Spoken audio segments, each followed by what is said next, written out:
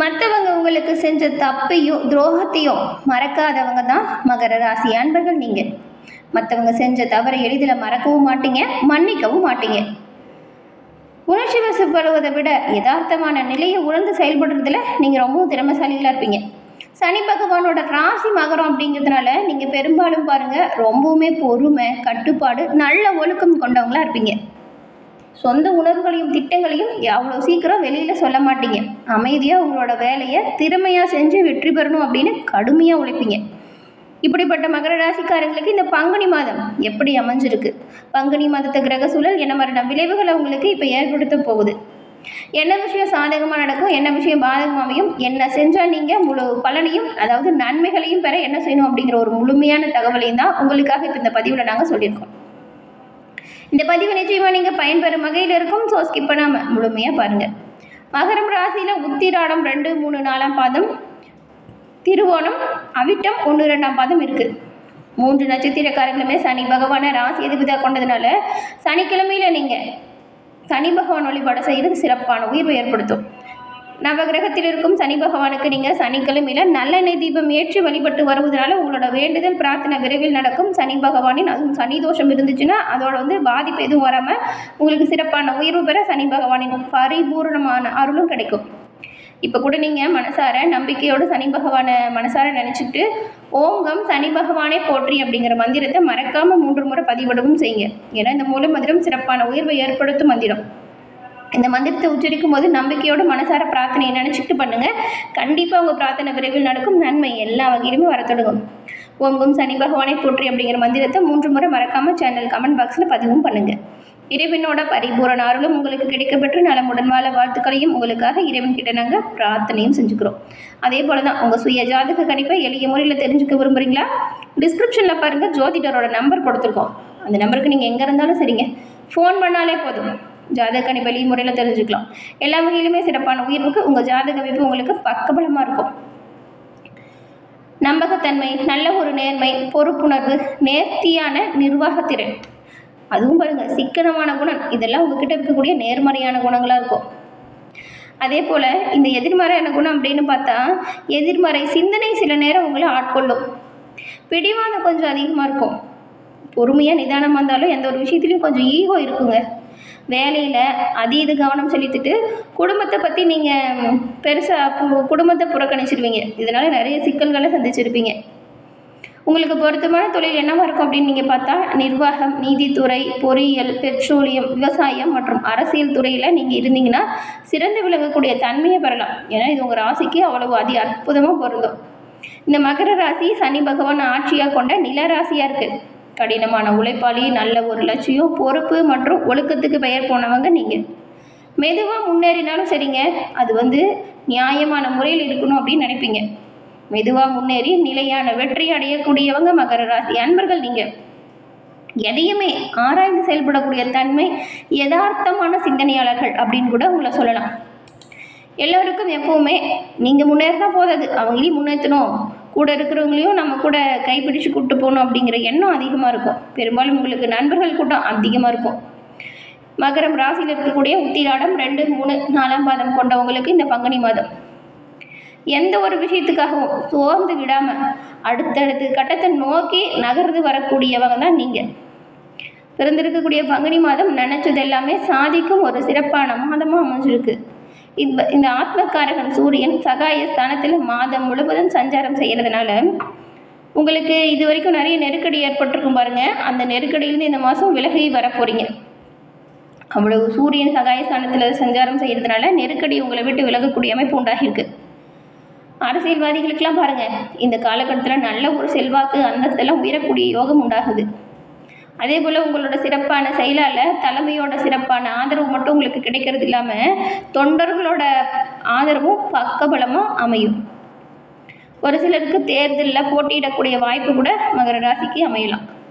பணியாளர்களுக்கு ஏற்பட்ட சட்ட பிரச்சனை இப்போது முடிவுக்கு வரும்.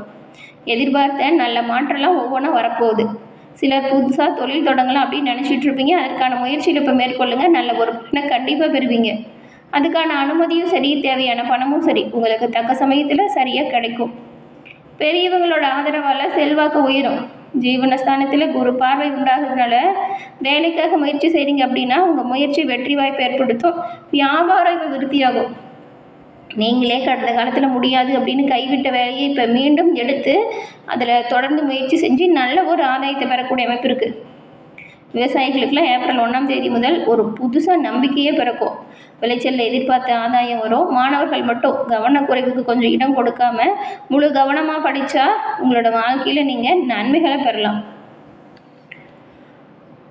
அதே போல் எல்லா வகையிலுமே நன்மைகளை பெற நீங்கள் ஈஸ்வரனை தொடர்ந்து வழிபட்டு வருவதால் உங்களோட வாழ்க்கையில் வரக்கூடிய சங்கடம் நீங்கும். எந்த தினம் வழிபடலாம் அப்படின்னு பார்த்தா சனிக்கிழமையில் சிவபெருமான் வழிபாடு சிறப்பான உயர்வையும் நன்மையும் கண்டிப்பாக உங்களுக்கு கொடுக்கும். எல்லா வகையிலுமே சிறப்பான உயர்வு பெற சனிக்கிழமையில் இந்த உத்திராடம் நட்சத்திரக்காரங்க சிவபெருமான மனசார வழிபட்டுட்டு உங்களோட பணிகளை தொடங்குங்க. நன்மைகளை எல்லா வகையிலும் நீங்கள் பெறுவீங்க. அடுத்த நட்சத்திரம் திருவோணம். உயர்ந்த இடத்தை அடையணும் அப்படின்னு தொடர்ந்து முயற்சி செஞ்சு வரக்கூடிய உங்களுக்கு இந்த பங்குனி மாதம் ரொம்பவுமே சிறப்பு வாய்ந்த ஒரு யோகமான அதிர்ஷ்டம் நிறைந்த ஒரு மாதமாக அமைஞ்சிருக்கு. 7 சனியின் காலம் முடிஞ்சு சகாய ஸ்தானத்தில் உங்கள் ராசிநாதனான சனி பகவான் சஞ்சாரம் செய்கிறாரு இந்த ஒரு காலகட்டம். இப்படி சனி பகவான் சஞ்சாரம் செய்யும் பொழுது என்ன நடக்கும்னு பார்த்தா இருட்டிலிருந்து வெளிச்சத்துக்கு வந்தது போல் நீங்கள் உணர போகிறீங்க. அப்படின்னா இவ்வளவு நாள் எவ்வளோ கஷ்டம் வந்தாலும் சரி அந்த கஷ்டத்துலேருந்து இப்போ மீண்டு வரக்கூடிய அமைப்பு உண்டாகிருக்கு அப்படின்னு சொல்லலாம். இது வரைக்கும் போராட்டமாகவே இருந்த நிலை இனி மாறுது. தொழிற்சாலைகளில் உற்பத்தி உங்களுக்கு இப்போ அதிகரிக்குது. பணியாளர்களோட ஒத்துழைப்பு பக்கபலமாக இருக்குது. சிறு தொழில் நடத்தி வரக்கூடியவங்களுக்கு உங்கள் வருமானம் இப்போ உயரக்கூடிய அமைப்பு இருக்குது. அரசியல்வாதிகளாக நீங்களா வச்சுக்கோங்களேன். நீங்கள் இந்த பொது வாழ்க்கையில் ஈடுபடும் பொழுது இது நாள் வரைக்கும் நிறைய போராட்டங்களை சந்திச்சிருப்பீங்க. பொது வாழ்க்கையில் இருந்த போராட்டமான நிலை இப்போ முற்றிலும் உங்களை விட்டு மாறுபடுது. எதுவுமே நடக்கலை அப்படின்னு சங்கடப்பட்டு வந்தவங்களுக்கு நீண்ட நாள் கனவு நனவாகும். சகாய ஸ்தானாதிபதி குரு பகவான் 6ஆம் இடத்துல சஞ்சாரம் செய்கிறாரு. அவருடைய பார்வை குடும்பத்தில் ஒரு நிம்மதியை கொடுக்கும். பண வரவு அதிகரிக்கும். கொடுத்த வாக்கு காப்பாற்றக்கூடிய அளவுக்கு நல்ல ஒரு சூழல் உருவாகுது. பழைய கடனை அடைச்சி நிம்மதி பெருமூச்சு விடுவீங்க. இந்த காலகட்டத்தில் நீங்கள் எந்த அளவுக்கு உழைக்கிறீங்களோ அந்த அளவுக்கு முன்னேற்றம் பெறக்கூடிய அமைப்பு அப்படிங்கிறதுனால கடனால் தவிச்சு வந்தவங்களுக்கு ஒரு அற்புதமான காலகட்டம். கடன் அடைப்பதற்கான வழியை தேர்ந்தெடுங்க, ரொம்பவுமே நல்லது. சகாய ஸ்தானாதிபதி குரு பகவான் 6ஆம் இடத்துல சஞ்சாரம் செய்கிறாரு. அவருடைய பார்வை குடும்பத்தில் நல்ல ஒரு நிம்மதியை தரும். பண வரவுமே அதிகரித்து தரும். கொடுத்த வாக்கை காப்பாற்றக்கூடிய அளவுக்கு உங்களோட நிலை உயரும். பெரும்பாலும் இந்த காலகட்டத்தில் நீங்கள் கடனை அடைக்கிறதுக்கான வழியை தேர்ந்தெடுக்கிறது நல்லது. விரைய செலவுகளை கொஞ்சம் குறைச்சிக்கோங்க. செலவுகளை குறைச்சாலே நிம்மதியான வழி உங்களுக்கு பிறக்கும். ஆடம்பர செலவுகளை தவிர்த்துட்டு அத்தியாவசிய செலவுகளுக்கு முக்கியத்துவம் கொடுங்க. வியாபாரம் தொழிலில் நல்ல ஒரு ஆதாயம் இருக்குது. உத்தியோகத்தில் ஏற்பட்ட சிக்கல் உங்களை விட்டு பரிபூர்ணமாக விலகுது. பெண்களுக்கு உடல்நிலையில் நல்ல ஒரு உயர்வு, நல்ல ஒரு முன்னேற்றம், உடல்நிலை சீராக மாறக்கூடிய அமைப்பு இப்போ உண்டாகுது. குடும்பத்தில் இருக்கிறவங்களோட ஆதரவு பக்கபலமாக இருக்கும். பணியிடத்தில் ஏற்பட்ட பிரச்சனை முழுமையாக உங்களை விட்டு விலகுது. மாணவர்களை பொறுத்த வரைக்கும் மற்ற சிந்தனைக்கு எதுவும் இடம் கொடுக்காம படிக்கும் விஷயத்தில் முழுசாக கவனம் செலுத்தி படிக்கிறது நல்லது. நீங்கள் பர்வதவத்தினியை மனசார வழிபட்டு வருவதால் உங்களோட வாழ்க்கையில் நன்மையை பெறலாம். அடுத்த நட்சத்திரம் அவிட்டம். அவிட்டமில் 1, 2ஆம் பாதம் இருக்குது. எல்லாம் அவன் செயல் அப்படின்றத வாழ்க்கையை அதன் போக்கிலேயே நடத்தி வரக்கூடியவங்களாக நீங்கள் இருக்கீங்க. உங்களுக்கு இந்த மாதம் முன்னேற்றம் நிறைந்த ஒரு காலகட்டம் அமைஞ்சிருக்குதுங்க. உழைக்கிறதுக்கு தயங்காதவங்க தான் நீங்கள். கடந்த மாதம் வரைக்கும் எல்லாமே போராட்டமாக இருந்திருக்கும். எடுத்த வேலையில் இருப்பணியான நிலை, எந்த வழியில் போனாலும் அங்கே ஒரு நெருக்கடி, முட்டுக்கட்டை, அது ரொம்பவுமே உங்களுக்கு கோபத்தை தூண்டியிருக்கும், கஷ்டத்தை கொடுத்துருக்கும். இந்த நிலை சமீபத்தில் நடைபெற்றுச்சு இல்லையா, சனி பயிற்சி. அப்போ மாதம் முழுவதும் சகாயம் ஸ்தானத்தில் சூரியனும் ஏப்ரல் 1ஆம் தேதி முதல் தைரியகாரகன் செவ்வாயும் உங்களோட வாழ்க்கையில் அதிசயத்தக்க மாற்றத்தை ஏற்படுத்தக்கூடிய அமைப்பில் இப்போ உருவாக்கியிருக்காங்க. இந்த சனி பயிற்சி அப்படி அமைஞ்சிருக்கு. நீங்கள் நம்ப முடியாத அளவுக்கு வாய்ப்பு உங்களை தேடி வரும். வசதி வாய்ப்பு அதிகரிக்குது. இது வரைக்கும் உங்களை கண்டு காணாமல் போனவங்க உங்களை தேடி வரக்கூடிய நிலை வருது. உடல்நிலையில் ஏற்பட்ட பாதிப்பும் விலகுது. உறவினர்கள் மத்தியில் நல்ல ஒரு செல்வாக்கும் உயருது. வேலை இல்லாமல் இருக்கிறவங்களுக்கு தகுதிக்கேற்ப வேலை கிடைக்கவும் யோகம் இருக்குது. இடம் வீடு வாங்கும் முயற்சி வெற்றி வாய்ப்பு ஏற்படுத்தும். புதிய தொழில் தொடங்குவதற்குரிய வாய்ப்பு கிடைக்கும். தம்பதிகளை பொறுத்த வரைக்கும் ஒருத்தருக்கு ஒருத்தர் புரிந்துட்டு செயல்படுங்க. குரு பகவானோட பார்வையால் உத்தியோகத்தில் நீங்கள் எதிர்பார்த்த நல்ல ஒரு உயர்வெல்லாம் இப்போ பெற முடியும். இந்த ஒரு காலகட்டத்தில் பணப்புழக்கம் அதிகரிக்குது. பொன் பொருள் சேர்க்கை நல்லாயிருக்கு. மற்றவங்களோட தயவை எதிர்பார்த்து வந்தவங்களுக்கு புதுசாக நம்பிக்கை பிறக்கும் பாருங்கள். முதியவர்களோட உடல் ஆரோக்கியம் சிறப்பான நிலை வரும். மாணவர்கள் படிப்பு விஷயத்தில் கூடுதலாக அக்கறை எடுத்து படிக்கிறது நல்ல மதிப்பெண்ணை பெற உங்களுக்கு ஒரு நல்ல விஷயமா அமையும். பெரும்பாலும் கவனச்சிதறல் இல்லாமல் பார்த்துக்கோங்க. இந்த மாதம் வந்து எல்லா வகையிலுமே நன்மைகள் அதிகரிக்கும், தீமைகள் விலகவும். செவ்வாய் பகவான் வந்து செவ்வாயின் அம்சம் கொண்டவர் தான் முருகன். முருகப்பெருமானை நீங்கள் செவ்வாய்க்கிழமையில் வழிபடுங்க. ஆறுமுகனை வழிபட்டு வருவதால் உங்களோட வாழ்க்கையில் வரக்கூடிய சங்கடம் உங்களை விட்டு விலகும். இறைவனின் பரிபூர்ண அருளாலும் எல்லாமே நல்லதாக நடக்கும்.